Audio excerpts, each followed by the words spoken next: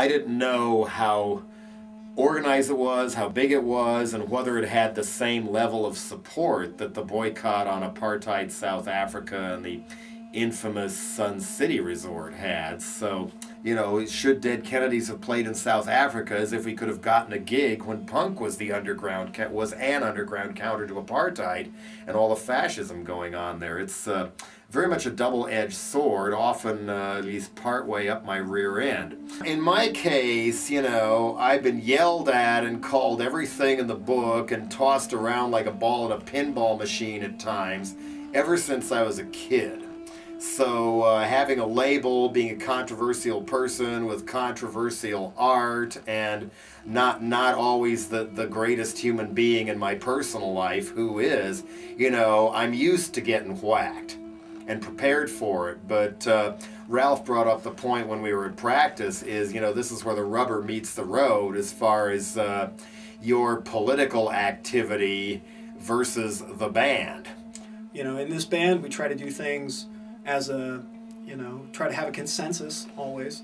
But I kind of felt like we could never really come to a consensus, because under those conditions I never really felt like I was going to want to go, but I would go. I think it's a different thing when Jello Biafra goes to Israel. I think it's different than like your normal band, like, you know, the bands that we know that have gone, Dillinger Escape Plan, Melvins, you know, a lot of bands that we know have gone.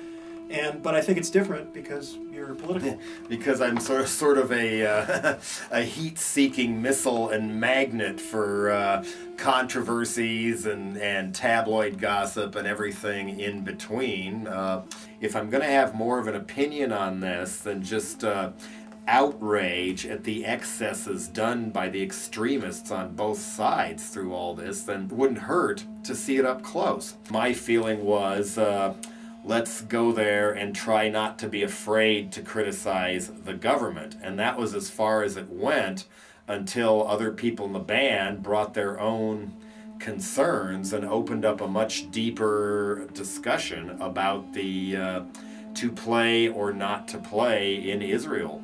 I think, like most Americans, my view of the Middle East is really, you know, and Israel and its policies, it's really kind of a patchwork. I don't really know what, you know, what to believe. If people have a problem with us going, and people who feel really strongly that Israel should be boycotted feel that we shouldn't go, I kind of feel like, you know, maybe some people on the Palestinian side have a right to have a beef with us about going, and they're totally entitled to that, you know. And if people want to boycott us, that's fine. You know, like, if they need to do that. I'm not going to take that lying down. It's one of those things in life where you make a decision and you're probably going to anger a few people. You know, not only does it mean a lot more than somebody saying, "Oh, you're God, you helped me through high school, autograph my tattoo on my gonads." You know, it's not the same as somebody saying, "Yeah, you did make a difference in my life, so in my own small, tiny little way,